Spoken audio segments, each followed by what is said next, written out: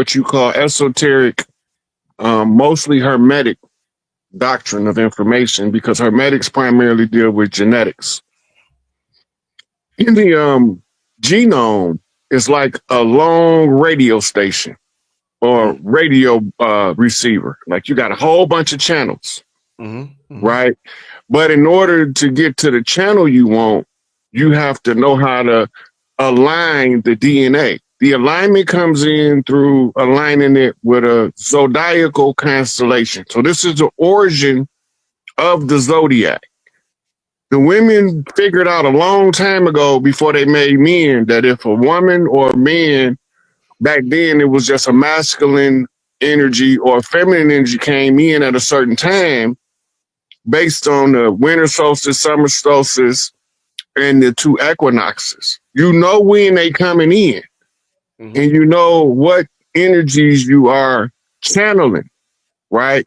So you hear him say that the prayers of the mother is answered through the womb.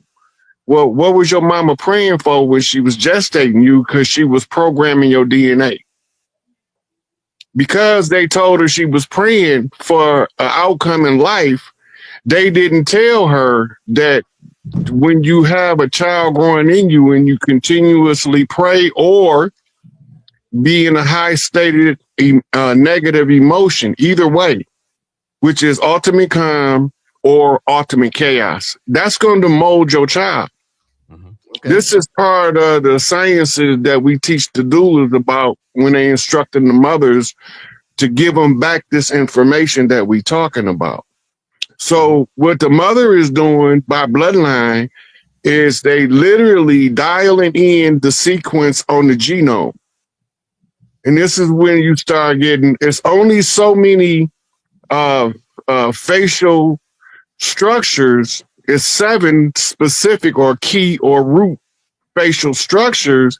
So it's 7 to the 7th power of 7, right? Which is a 777 genome materialization, which means that each one of them 7s have 7 options to the 7th power of expression, right? So now if people are constantly being born, dying, you recycling or opening up frequency stations.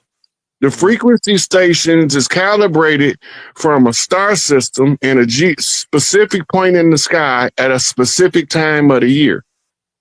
So you bring in somebody under the zodiacal sign of Cancer, born under this bloodline, O positive, O negative, coming from this geography, the Americas, right? Born in this metropolis, Chicago, right? On this day, 10th of November, you dialing in and tuning in the child. And the genome is matching it up like a radio station matches up a frequency. If it doesn't align, that frequency can't express itself in the 3D world because you can't express yourself where you're not at. Right? So in the understanding of how genetics work, right? And like Seven brought up how his father's blind hair skipped him and went to his daughter.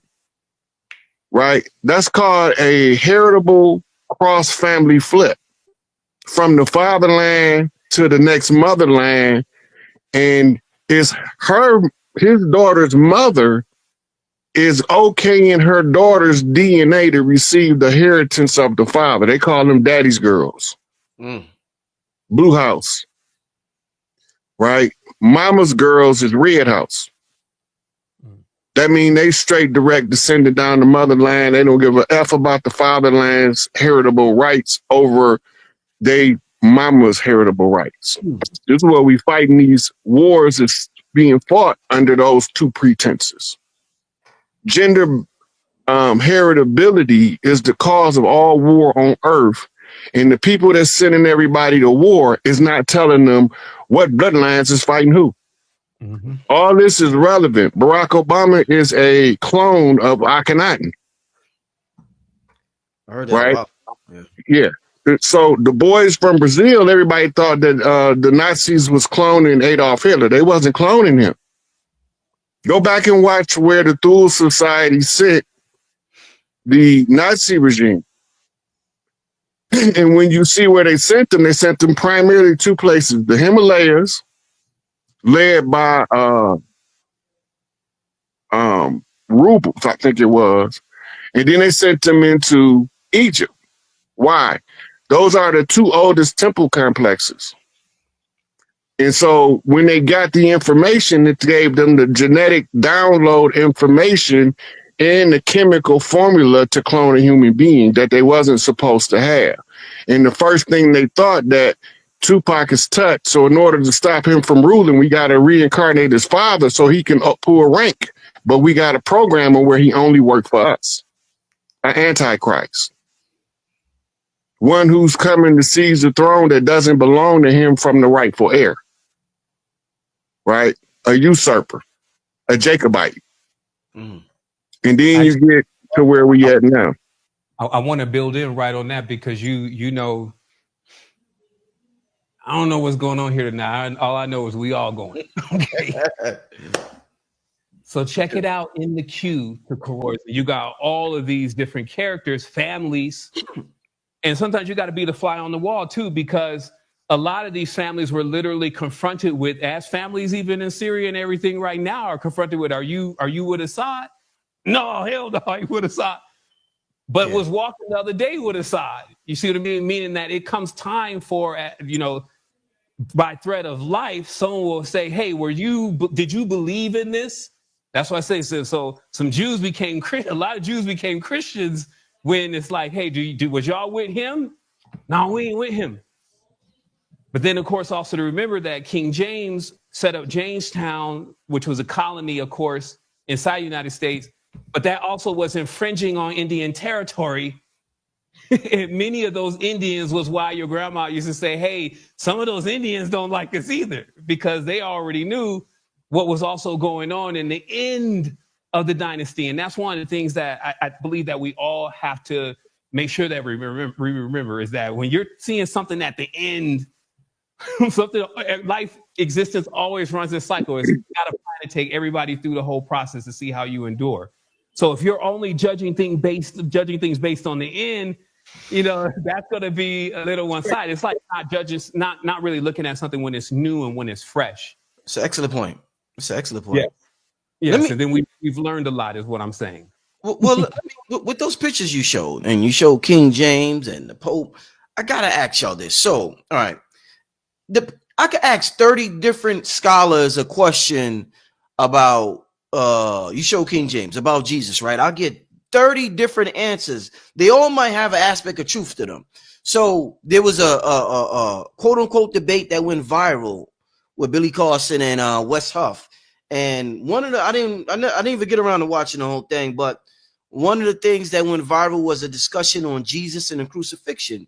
So I want to ask y'all, in terms of the crucifixion and in terms of this mystical, this character we call Jesus, we keep hearing stories after stories, images after images. One image, he's black. One image, he looks like a white homosexual. Another image, he looks Middle Eastern. We see all types of images. We hear all types of different accounts and stories. 33 crucified saviors. I hear all types of different things. What is, according to your historical knowledge, what went down with this? What went down with this event, this crucifixion event, that totally impacted how we live today? Because everybody talks about it constantly. Jesus' name is mentioned constantly. He's one of the most famous people. This name with this energy just completely dominates the globe. So according to what y'all have studied, and it could be different, that don't mean both of y'all are wrong, but according to what you have studied, what could you tell me about this? And I know people are going to say it's an allegory. Yeah, it could be an allegory, but it could be an allegory, and something could have happened at the same time. What is your account of what went down with Jesus in this crucifixion story? Rod, if I may, German families come from. If you remove that link, regardless of what happened and how you feel, you will be disconnected. That's just how it works. And so another thing to just add in to be finished, because we were talking about now these paths and these roles that when you come into these matrices, we have now completely discovered that even the tarot in itself is an addition to the original, what you would call original tarot, which is just the calendar or the wheel or the times and the cycles that it takes to move around the sun, and the energy in which comes into the planet during all those times, specifically 52 weeks in a year, right? But then when we have a 78 deck, which they added 26 more cards, you got 26 letters in the English language. I'm showing proof, I'm gonna upload this tomorrow, that they literally add a new program of characters, a devil, a wheel of fortune, a hierophant, a fool, all these characters. Now, true, like I'm not saying like, yo, and this is where the evil is. I'm saying there's more characters in the game now. And so in many ways, when we take into those original numbers and those original roles, that's where we'll find our comfort, because that's who we are. We're in that originality. So that's, I just want to add that. I want to go with that today. Got you. Excellent. What's the name of the story that you asked us about? That I asked you about? Yeah, that we're talking about right now. What was the name of the story? Just the Jesus and the crucifixion story. The whole crucifixion story? Yeah. Like what went down? Do you know in Latin, crucifixion is crux and fiction, or fictitio, right?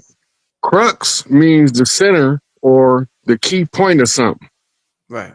Fiction means it's made up. Let that sink in for a second. Gotcha. Crux mean at the center of something. Fiction means something somebody made up. And if they make it up and they tell it as agreed, it's called a story. Right? So they telling you in the name of the story, the validation of its fictional status. They telling you it's false. Right? That's why I wanted to make sure I pointed out that this was a war against the great mother. So when he was reciting it, I wanted him to go over it, put a pin in it. So that would change the whole dynamic. If there was never a J created under King James, we wouldn't be calling him or her Jesus. Because in Greek, I-E-S-O-U-S, Isis, applying the rules of grammar and pronunciation, it says Isis, right? So when you go to the historical narrative, you have something called the acts. What is an act? An act is a part of a play, right? And in a play, you have what's called the key characters. In this case, the key characters, Matthew, Mark, Luke, and John, are four different perspectives. They can't be looking at the same thing because they're not even given the same genealogy in the two books they give it of this person. That's because they're talking about two people. Because in the one book, they say the child was born and they called it named Emmanuel, meaning God with us. Why they stop calling him that? Where he go? So when you go to the words in red, you have what's called blatant contradiction of philosophical ideas. That means two people with two different messages is talking in the words in red. Exactly. Exactly. What do you mean, right? Go to Matthew 10:34. I come not to bring peace, but a sword. I come to set at a variant, mother against daughter, father against son. Right? Then a little later on, somebody's still talking about, I came to join the family together and bring love into the world and all that. That's not the same person. Or so God now, is not confusion, right? And let us go down and confuse them. Yep. And it goes on and on and on like this. So because ain't nobody study forensic profiling, psychological forensic analysis on their free time. I'm the only idiot that would decide to do that on my free time and get good at it. Right? So now we looking at a story, it's two people. there's this righteous person, but it's two people. And they got two different ways of dealing with it. One say, pray for your enemies and love thy enemy as thyself. The other one say, go sell off your garments, buy up swords and knives. We about to take these to war. Mm-hmm. Right? So you looking at two different characters, forensically speaking, because they're not telling you the same story or the same idea. But the concealment is put both of their words in red. Mhm. Now, Emmanuel, meaning God with us, that's Heru, because it came from the coming forth by day. All of the epithets of Christ in the Bible are all of the epithets of my mother Isis in the coming forth by day. Okay. Right? And some of the epithets apply to Horus, right? His goal is to go from Kefra to Aten, right? So he going from the rising to the highest peak. This is in the zodiac wheel, you using the tarot cards to walk what's called the fool's journey. It is a blueprint and a roadmap, a yellow brick road to the destination, which is the throne of the Great Mother. And along the way, you have to figure out how to make sure that they can't stop her from receiving her throne as her son. That's the Horus story. Right? Now they showing you the pictures in the church of who they stole the story from. But you don't see it because they don't put that on public display. They display it in the Pope's chambers, the Black Madonna and Child. Right? Original bloodline, firstborn of the earthborn, parthogenic son of the Great Mother. Her forever redeemer. These people that Seven Bomar was talking about in the families are called kinsmen redeemers or family redeemers. Mm-hmm. Right? And this is their job, is to find out their family's inheritance and who did it, where they at, and how you get it back. Now they know who's rightful heirs to the earth as the Madonna and Child, the mother and the son. The son is receiving rulership rights from the mother. He's not taking over. He's supporting her wisdom in the application of government. Right? So you go through this journey. All of these are steps, but they are concealed in the fool's journey, which is actually the flip side, is the hero's journey. And the journey is the journey back to self, right? And all of the pantheon are family members that all of them is giving you the go ahead to sit on the throne. Now, if you look close in the center, you'll see Tawaret here. That's the Great Mother in the 13th zodiac seat, right? And this is a replica of the Temple of Dendera. She's the one that's the hippopotamus with the alligator spine. The alligator spine means she stand up straight. That means she a straight up woman. She don't mince meat with what she's saying. She telling you what she telling you. She got a cleaver in her right hand, right? She got a hippopotamus, the protective mother, in the mammary glands of a woman. That's Big Mama, right? All of these are tied to the original zodiac, which comes from the totem systems of using totem animals to read energy in the environment. Right. So these zodiac animals came from the totem animals of the original tribes of the earth tribes, of which there's 12 daughters of Isis, meaning 12 feminine bloodlines of mitochondria. Right? And they all been interrupted by several different Y chromosome intercepts that produce birth defects that was did on purpose in laboratories in Sumer. Right? Now that they got the birth defect, the only remedy is the original blood, one drop doctrine. Because Inky wrote the genome, he knew what to write to clean it up in the splicing program, right? So when they talking about the story's fictional aspect, it's religious.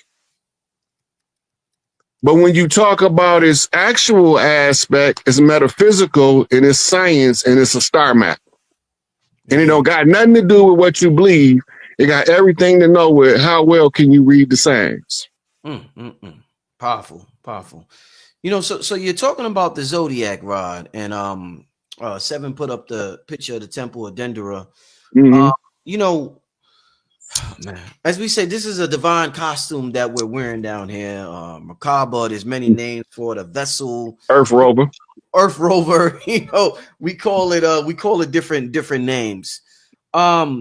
In the spiritual community, a lot of us study sciences such as astrology, numerology, things like that. And, you know, these sciences tell us certain things about who we are. But my question to y'all is, some of us are very old souls. Say, for example, Brother Rich, I might have existed before the sun, moon, and stars even was around.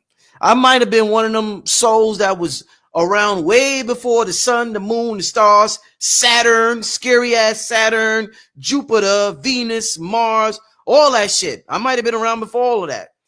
Now, if I was around and souls like me were around before all of that, are we subjugated to the same rules of astrology as a soul who came around after these planetary bodies existed? Or do the rules completely change for souls that were around before this certain things in the matrix even came about?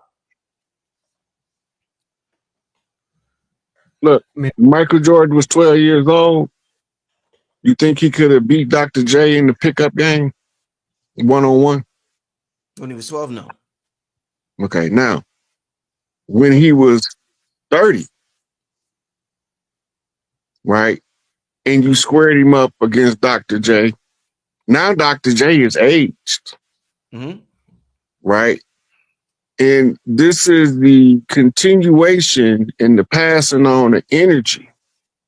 Because Dr. J aged, if he could beat Jordan when he was the same age as Jordan was when he was 13, when he becomes 30 now, he's that much older than Jordan. So now all of his senses is declining because of something called age, right?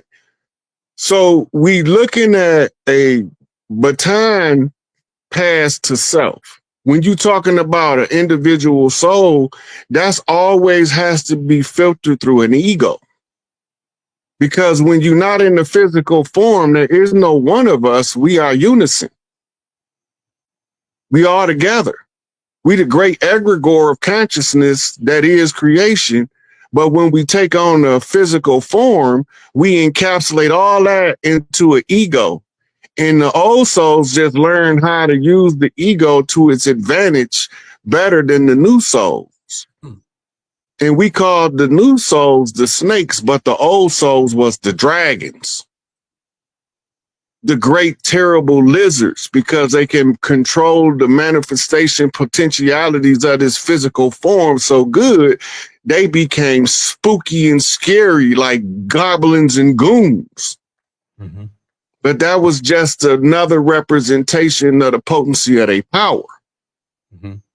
Right? So now we come in with the old souls clearing the way for the new souls to come in as the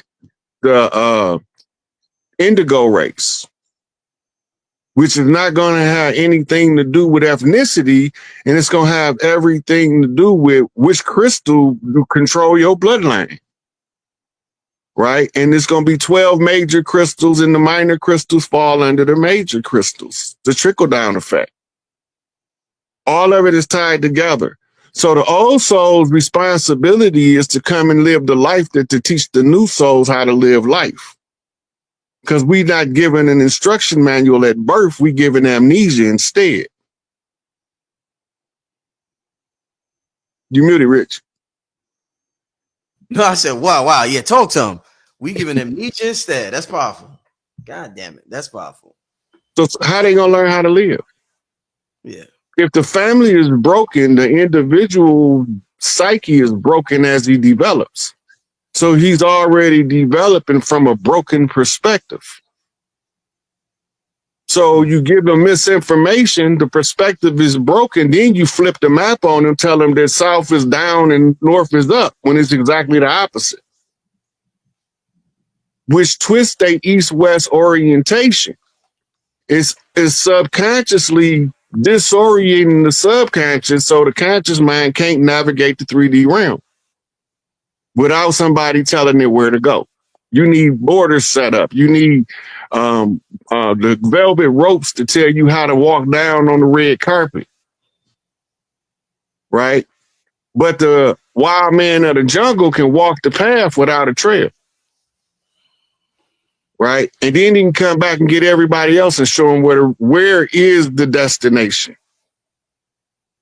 And this is when your old souls come in, and the difference from what they do versus, they let the young souls train themselves by trial and error.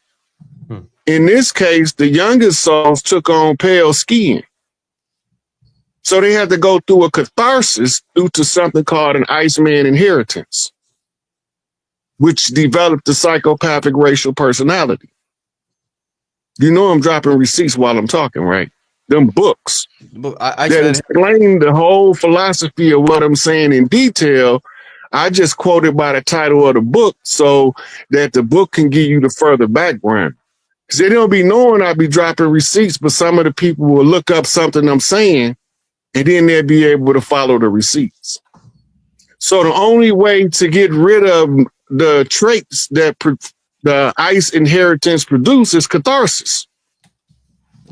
Right? But somebody got to be strong enough to endure the suffering of the cat's paw, because they ain't running nothing. They just put up as the fall guy, the coach Seavers, the stunt man, the crash dummy. And then the ones behind it is telling us kill Whitey, but this nigga Whitey. He the one wrote in the law that white was a Moor. They didn't write it. It's his contract that we following, right? They just reaping the rewards, being put in the position to go through the catharsis to purge themselves of the wickedness as they assimilate one drop of blood. Okay. Seven, you want to add on to that? Yeah, because these things, they get really deep.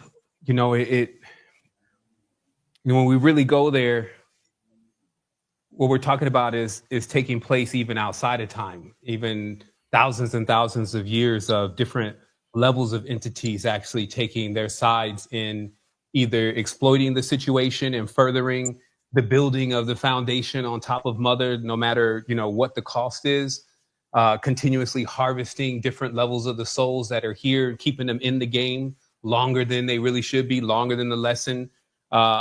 But sometimes, at the end of the day, we also see how everybody's gotten so strong in all of this. Like, I really wanted to just add some of the linguistic references, because what he's speaking on, you can also take a dream space and actually interact with your multiple selves, multiple aspects of the ancestors, multiple aspects of the archetypes, in order to be able to discern truth from falsehood, because truly that's what, in the end, this starts to become about. That's why I always say, in the end, what remains will be the truth. Because now, if this lesson served any purpose, which I believe it serves many, I actually do believe the ancestors cooked up a hell of a sim. It set on hard, but these are the rights. I feel like that even our ancestors had it definitely way more, way more going on, because these are the rights anyway. You being tried by fire, you being tried for honesty, you being tried for, these are the rights anyway that one is put through in the rearing process. And, I believe heavily that many of our ancestors are like trees, that we're all seeded and then we're growing up.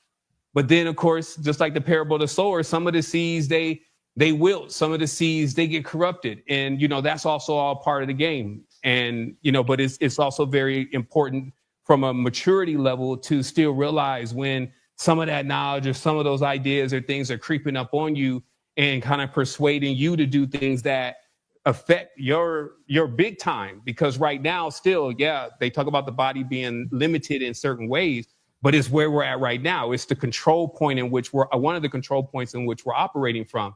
So what we do here, even in something called the game, they call it the game because there's characters, not because it's not serious and what you do doesn't have repercussions.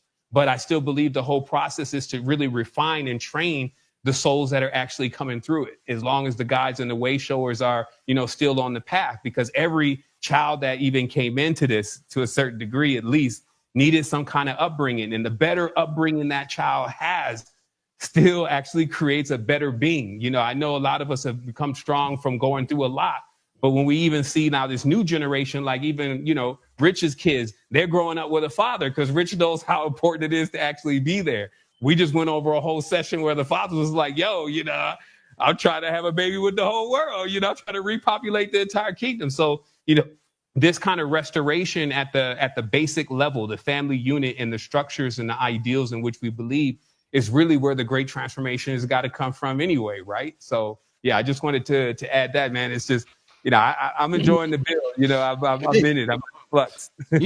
And Rod, and I hear a lot of people talk about this rebellion against the great mother and this divine feminine energy.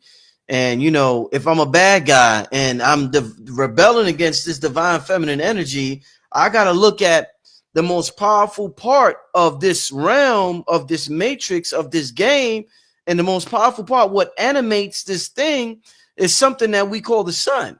So I'm gonna automatically make the sun masculine. Now, even in the conscious spiritual community, we call the moon feminine and the sun masculine. So what role was how much more of a feminine role did the sun play before this rebellion, if any? Is the sun, should we start looking at it as mother sun? Like talk to me about femininity. We use these terms like mother, but there's female pumas, to be honest. But we can say, hey, it's half of the way, meaning the masculine aspect. You would still have to get that feminine aspect in order to be a dynamo. Like, I don't see the sun specifically as a woman, but a dynamo, a being that actually is capable of having what you would say is the masculine and the feminine pose, and a neutral in that case, all encompassed within the same force. Like something that, as we said, it's like it manifests as parthenogenesis. It manifests as hermaphroditic when it enters into the physical plane, because it can self-generate itself. And so, and then that removes, notice what that would do though, that removes the Eve angel, which is where, like I'm saying, the priestcraft all the way up to what you would even say the extraterrestrials are always trying to get in between and broker the energy. And again, to make it like everybody is good, I think you got to understand that this goes beyond good and bad. You have different beings in play, ushering souls, brokering energy, moving stuff around. But this is also really about your awareness. How aware are you? When your eyes open and you realize what's going on, then you will be able to step in as intercessor for yourself. And then you will go to what you would feel more as a feminine energy, because there's a masculine force, but the lessons are like, it's a bit jaded. That's another conversation. But when you go to the feminine force, it's gentle, it's peaceable, it demands the purity, meaning like, it's almost like, hey, you can't be with no other girls. But we'll say girls just means any other distractions, any other things. You can't be with no other girls but me, as I go through this process with you and you gain this wisdom. You see what I mean? So this is in that way a gentle and a peaceable spirit that takes one through having a counselor, something that 3 a.m. it's already going in, tumbling the last wheel of what was already being brought forth as the next level of your learning. What I feel like is when one doesn't have that activation of that feminine side, the wheels don't turn that way. There be something else talking. And we would discuss this. They set up altars in the mind, the whisperer and the language complex, etc. It'd be something else talking, but it's not that divine voice that actually is leading one to their true north, leading one through that process that they need to go through. So it's a mother and a father. That's why you look at the Mami Wata books, right? And, they show, when they show the sister, especially when you go further into the book, they show you like Dionysus is the cognate of one of the Sibyllines. But that doesn't mean she was going to come in a size 6, looking like Wonder Woman, you know, so that a lot of times even the vision of the ancient mothers, you know, a hippopotamus is the most dangerous, you know what I mean? But you may look at it and be like, yo, I mean, I think the lion. No, but it's the, you know, there. So what I'm getting at here is that the forces in themselves, they try and they test you for how much not you say you really believe in them or you connect with them, but how much that you actually do connect with them and make that effort. And I haven't seen any person that made that effort that didn't get an answer. And so I feel like that, you know, that's absolutely special because, yeah, all of this interference with the next thing that's in front of your face saying, hey, I'm God. I believe that's a natural trial that we all have to go through and pass at some stage in our journey. Right. And so I'm not really, you know, I often go back and forth in my own mind about, you know, when you give advanced levels of knowledge, in many ways, you're preventing a person from doing things that maybe otherwise they would have done, right? You're giving them wisdom so that they avoid some disaster. This is what your parents do. I encourage us always to keep doing that because in many ways, the person is still going to have to make the decision themselves, choose if they really even want to do it or not, or when they want to do it. So there's still a lot more decision making that goes on, despite that you can tell the person the exact knowledge and wisdom of what is happening here in the planet. It's no different than when our mothers was telling us, hey, don't go out and do this, and hang out with him. And then the next thing we was out with him. You see what I mean? That's a big part of how this is all structured. It's still everything that's happening. We're witnessing in the family structure and what goes on even in our lives. When you say, hey, that rebellious son, man, I can't even say that I was definitely not the rebellious son at some point. I wanted to get out the house.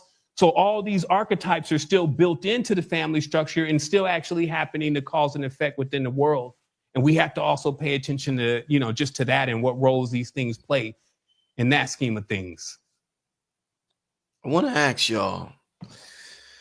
First of all, shout out to everybody. We got about 4,200 people in the chat. We got 4,200 people in the chat. Shout out to everybody in the chat. It's one of them shows. It's a historical show. It's groundbreaking. This is something that people didn't even see coming. You know what I'm saying? But, you know, Radiohead Rich, I'm tuning into frequencies. They said, I talked to 7. Listen, I was scheduled to do a show with 7, just with 7.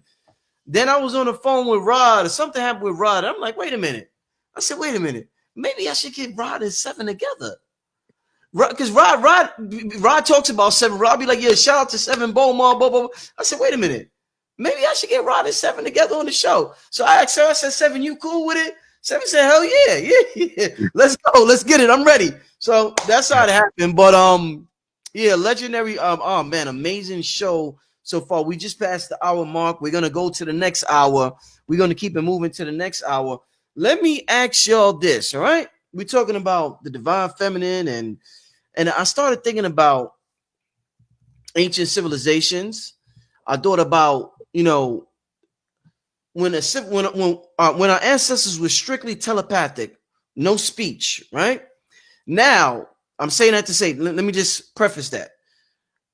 We know if we could compare it to what we've been through in this realm on this time, we know when the text messages came around, we know when the cell phones came around, things that was in our head, the way we used to communicate with people changed. The communication got lost. We're not close with people like we used to be when we had to make phone calls and we had to see them, or we had to remember phone call or phone numbers and things that we have a reference points. Oh shit changed when text messages came out, when cell phones came around. We have a reference point.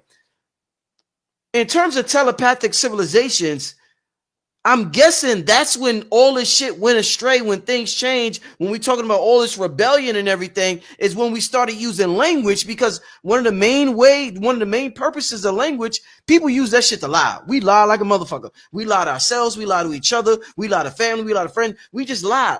But you have to be intuitive to know what's the intention behind somebody's language. So what I'm asking you with that being said, around what time period? Because I'm trying to track this, just like I could track around 2000 text messaging came around and cell phones came around 1999, 2000. what civilization did we go from telepathic to communication with our mouth? Because maybe that's when we could check. Oh, that's when the shit went from the divine feminine. That's when motherfuckers started lying and rebellion against all the internal, spiritual, intuitive senses that we once had. When did this split happen between telepathy and the and the spoken word? You remember when Seven was talking about the language of the women that they didn't let the men speak? Yeah. Just the language. What, telepathic? Yeah. The women got a network. And the network is predicated upon the frequency on mitochondria. They all psychically connected. And that's why a lot of them, they don't know what's going on. They end up in psych hospitals because they hearing all of the women chattering on the psychic channel. Shit. And they think they crazy. Yeah. Right? It's part of the symbols. When you understand that the symbols used to be able to consciously telepathically talk to each other, the symbols became the priestesses of the Delphi or the oracles of the Delphi, right? And before that, though, they was the goddesses in ancient Kemet. They was the great Inanna and the Rishkagal, etc. in Sumer. But the usurping of the divine feminine is the cause of the last ice age. This is what caused us to go through the ice age. There was a nuclear winter from a nuclear holocaust. And there was a Anunnaki war. It's in a book called the Vamanas Wars in India. Then the Vamana Sutras is what the name of it is. And they tell you about the crafts that was fighting back then. Right? They talk about it in the Sumerian tablets as well. And then they tell you in a lot of fictional stories about the Anunnaki, key bits of truth sprinkled through a fictional narrative. Mm-hmm.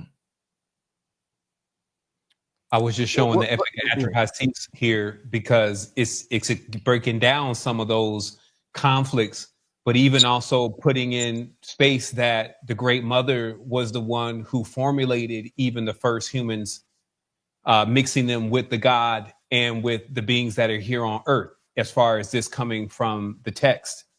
And, you know, continuously expressing that the schism, you know, as our brother is saying, the schism that's continuing to happen is because there is still a conflict, if you may, for the throne of consciousness.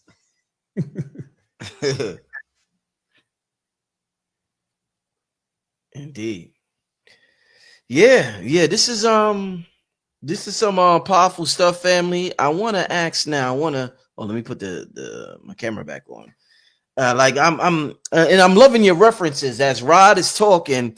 This is what's powerful. As Rod is talking, Seven's coming up with these images, and it's like a documentary. Like Rod's talking, and we see these ancient images. Like, this is good stuff. What you got there, Seven? It's a real time documentary too, because oh yeah.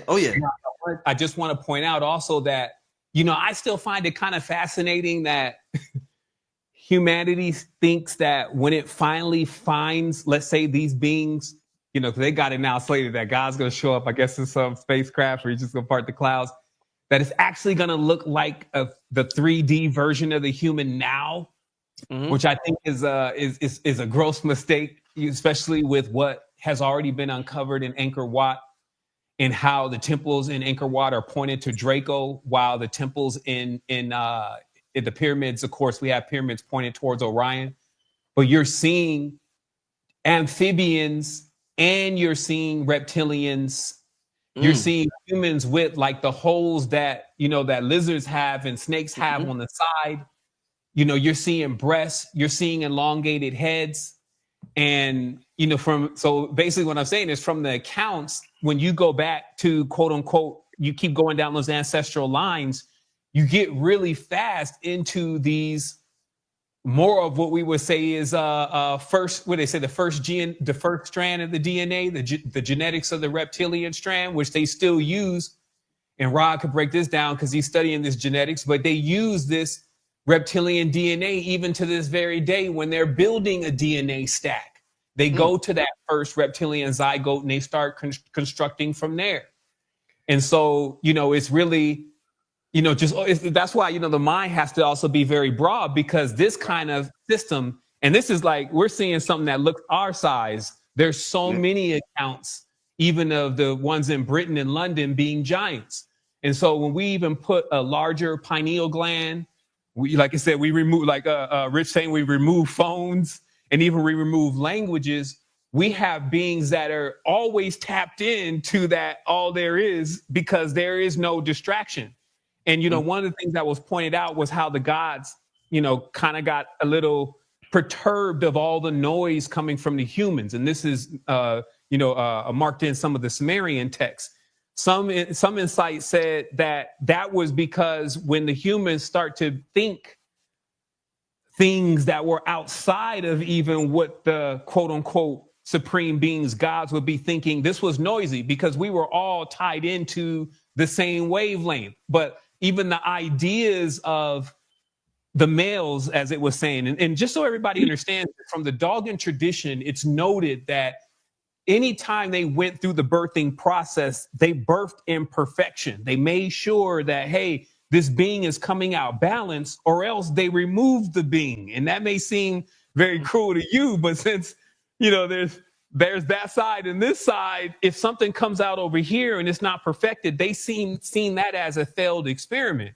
So in many ways, the way that the male is configured is seen by the ancient matriarchs as being somewhat of a disfigurement, not somewhat, but a disfigurement within the genome, right? So the males were in that way not necessarily shined upon anyway as being the most powerful. That wasn't the role. And so I believe Dan still kind of gets this story better than most. And this, of course, is Dan Winter, is to explain again how even the Asa Uru and the Anunnaki begin to move away from the hive that they were connected into. Because all we've been talking about is that, hey, all these beings are on the same wavelength. When you get to the next level, you're on the same wavelength.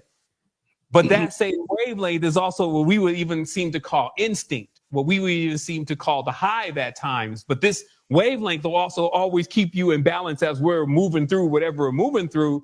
But there were many who desired to remove themselves from that, to basically cut their umbilical cord, right? And so we find, again, that the rebellious son did go a bit further with its own world and setting up, because it has a certain level of power, but that power is like half magic. It's like the reason why the sun is not out 24 hours a day, and the reason why we have this quote unquote distortion, imperfection, evil, etc. Versus there's no sunset for the sun.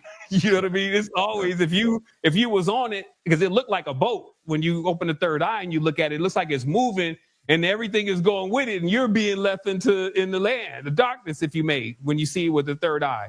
And so it's more of like, hey, are you going to join in with this everlasting?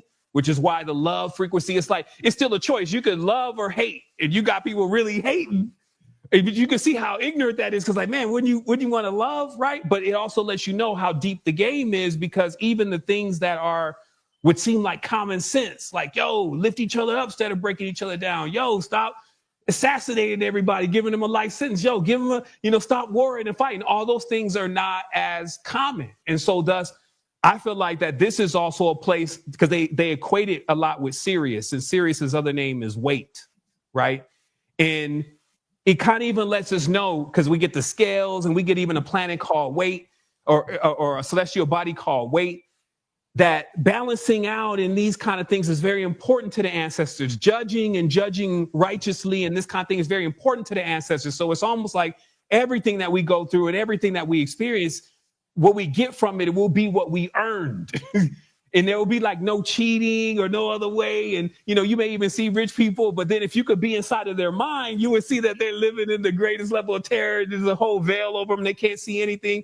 If you time traveled in the mind of somebody rich, you probably would be stuck in their mind, because you wouldn't have enough knowledge to figure out how to get out of them. You see what I mean? So there's so many things that are happening inside of the space. And then there's even more things happening inside of us. And the only one that we really have the most control over is this one. And so the lesson here, even for every being, woman and man, because, woman is also here, but woman has another part to gain to her too. That's a whole nother story. But it's like, we all have this process of we either inherit the gift, which was already given. We were already given the life. Now we're going through the lesson. If we're going to do this again, like somebody say, hey, we come back. The jury to me is still out on that. I feel like sometimes when you look at DNA and all this stuff, it seems like almost like a roll of the dice. And if you could get into a life where you can at least comprehend what is going on and you can even see what you need to do for your body, and this makes sense, it's like seize that life. Don't wait until like, oh, well, maybe I come back on the next life and then, or maybe when I leave out of here, they all have me. And it's like really make that effort so that way you're just going above and beyond. I just wanted to, just add that in because, when we really push ourselves to go above and beyond, we actually see all of these connections. We see all these masters and teachers. And, if we push ourselves into that direction of where we're failing all the lessons, we get a chance to also see how low this thing really goes. And it doesn't appear that there's a bottom or a top to it as far as where you can end up, right? So, yeah. And I want to go this direction with everything that's been said so far. And I know Seven's going to love this question because he's into AI. So I know he's going to love this question. I've had this talk with, I had a talk with Robert Edward Grant. I had to talk with Robert Edward Grant about this. And I might have mentioned this to Rod Hayes because me and Rod have done several shows about, radio heads and all this type of stuff. And I think personally, this is what I think, and I want to get y'all opinion on it. And I talked to Robert Grant about this. I think that it's a misnomer for us to say that we create reality. Why do I say that? And the reason why I bring that up, because that's one of the biggest phrases in the spiritual community. I create my reality. I create my reality. I create my reality. That's one of the biggest things we want to do down here is create our reality. And I think it's a misnomer to say that. Why? I've said several ways. I explained it several ways, but I'm explaining the AI way now, since I got Seven on here. So Seven, they just came out with Sora, right? And they got AI. You know Sora, right? And they use AI. Now, Sora and AI, in order to come up with a picture, they don't create it. They generate that picture from source material. They need source material. It's not like they just create it. You say it and they just come up with it. They generate that image from source material. So if they're not creating it, they're generating an image from something that already exists. What I'm saying, Seven, is that we create reality from source material. I mean, we generate reality from source material. We don't just create it out the dim blues. It already exists. We're coming up with things that already exist, and we're generating an image from our brain through our eyes, and we're looking at it. So, in my opinion, Seven and Rod, when we say we create our reality, it causes stress on our ego because we think we got extra work to do. If we realize that the shit was already created and we just got to generate it from something that already exists, it eliminates a lot of stress. So I'm comparing what we do to AI. AI generates reality from source material. We generate reality from the source material that already exists in the quantum field. So talk to me about generating reality versus creating reality, which is the phrase we all use in the spiritual community. So, they talk about the collective unconscious, right? Where all of the minds are connected. Yeah. And the reality that we all agreeing on, go to the double slit experiment. Mm-hmm. The observer causes the wave to become a particle, which is the solidified three-dimensional expression of what you observe. Mm-hmm. Right? Einstein called it spooky action at a distance when he noticed that creation was responding to the fact that he was the observer at the source of creation. And as he perceived it, it started to manifest and it confused him.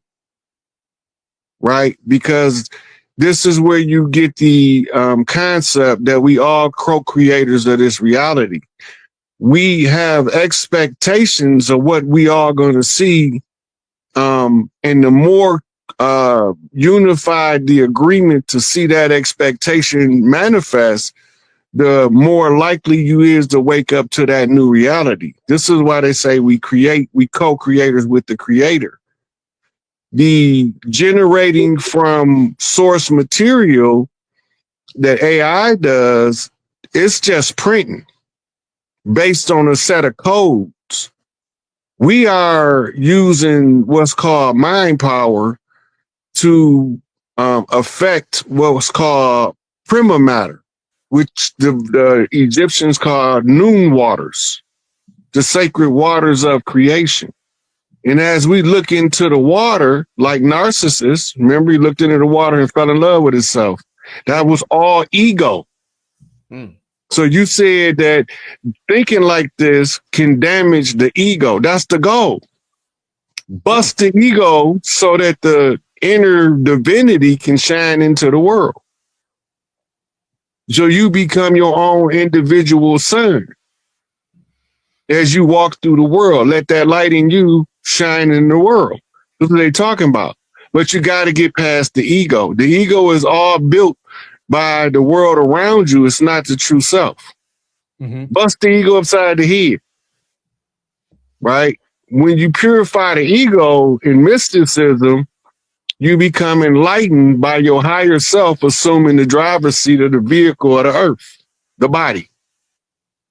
If the higher self is in control, you got access to higher self information that the lower self don't have access to. They call it psychic capabilities. And these psychic capabilities, when you understand how they work and begin to explain to you how we are co-creating with the creator, the creation that we creating in real time while we creating it. Right? So we are all source when we ain't in the physical body. Right? We have egos or character archetypes that's designed to harness the energy in a specific fashion. Exactly. You know what? I want to speak on that right there, Rod. Just right there. Even in a slightly different but the same way to put this, they always talk about how the reality is all made from the same thing, right? They just call it atoms. But then you got different stuff in front of you. So you're like, well, if it's all made of the same thing, how do I have these different things, right? And when we take that to a spiritual level from a creating, but really a co-creating level, because for sure the word creator is overused, like originating something. Remember, there's only one prima materia. And just like Rod is saying, what ego is good at doing is dividing everything.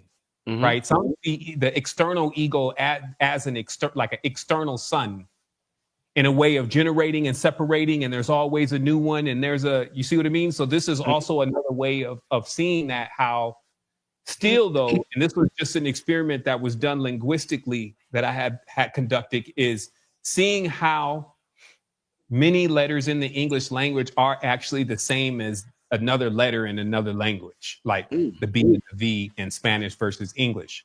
Talk to me. And when you start putting the language back together and you run all of these, or what I call the cipher, across every language, in the end, it'll tell you that based on this, there is only one word, or basically one sound. And you're wondering, well, how could that be? Because we have all these different tones and sounds that we got coming out of our mouths right now. Right. What we're missing is that, but we also assigned, and this is something that we're doing, let's say mentally or inside of our consciousness, we've assigned a marker or a tag to every single thing that we're coming in experience with in real time. And what Rod is mentioning is that when we tap out of that, then we enter into that space where it's clear to see not only are we the creators of the reality, but we're actually the reality. It's like there is no, you click on the double slot experiment, you now become the observer and the observed in that way. And that's also what happens in spiritual journeys. That's also what happens when the third eye is open. You take the bufo, you blow way out of the body, you realize, oh man, I'm everything. And, and that all goes on. And then, at a certain point, you slam back down into the body, and that's proof. But we still also have to remember, not to bag on the Christians, but they're still yet to experience something like this. What they think that they will have to wait until the end of life to experience, which is basically, really seeing, there's a spiritual plane is overlaying this one. It's alive more than this one, which makes this one more of an illusion. It's highly energetic. You walk outside, you see the trees moving, you see maybe something else in the Argyle or the spaces in the spaces, basically a whole nother world. But then we come into the Matrix, and they ain't mentioned nothing about it. They still over here trying to figure out whether God is Santa Claus. You see what I mean? So it's a stark contrast, but it's to see these things like now, and that's why we call it word salad now, right? Because they can get on the Instagram and be like, and we're creators, and we're co-creating together, bringing in our vision and unity, and they go in with the words, right? Because that's only one part of it, though, right? It's got the words got to connect with the heart. And so all of these power languages, right? Because the power language is almost even like a symbolic Reiki. Once you speak the certain tone, it open up certain things in the reality. All depth level stuff, all grandma level. Don't sit on my couch. There's plastic. Don't talk when grown folks ain't talking to you. I'm gonna pop you in the mouth. Kind of deep level of things, right? You just sit and then you watch. And, if you can, and then you learn. So all of that then starts evolving, involving, that's why all of this physical reality stuff starts becoming petty. It starts being about what happens to generations over thousands of years, what happens with the migration of the souls and the merging of certain types of entities, so it's all, let's say, higher level stuff. So on the lower levels, we have, let's say, this language, and they even pointed it out, Arabic and Hebrew, because you got to understand what they do Kabbalistically, right? But they're just like these derivative languages. One is used to handle the government. One is used to handle the lowest layer of the spiritual world. The priestcraft use one language, and then the gubernatorial uses another language, and then tries to manage the people through that language. We grew up in that system. Now, we're coming into that awareness, like, there was something that existed even before all of this. And then that's when we start getting into, hey, I'm the creator of my reality. That's something that you don't just say, though. You, of course, step into that. And then you realize, now I know what I'm talking about. And it hit me the other night. It was simply saying this. Did you know how every aspect of what you deal with in the reality is generally momentarily, like stimulus? Like at every moment, you're feeling like, hey, I'm going to go in here and talk to my daughter. Hey, I'm going to go in here and get on the show. Or, hey, even the 7 from 10 minutes ago is basically gone. Like that was momentary. Right. Were we ever going to see that 7 again? You see me? So a lot of this stuff is, when you really just meditate on it, all the same thing. And then that thought sometimes will send you into like this into a frequency where it's just all of a sudden like, you know what I mean? It'd be just like that. That's what we call the codes to the matrix, because you could just be sitting in something and then it'll hit you with like, hey, don't you see it's all impulses? It's all fleeting. So that makes it all the same thing. Nothing. And then from that point, the whole reality be gone and it feels good. You know what I mean? So this is, that constant growth. So, yeah. But even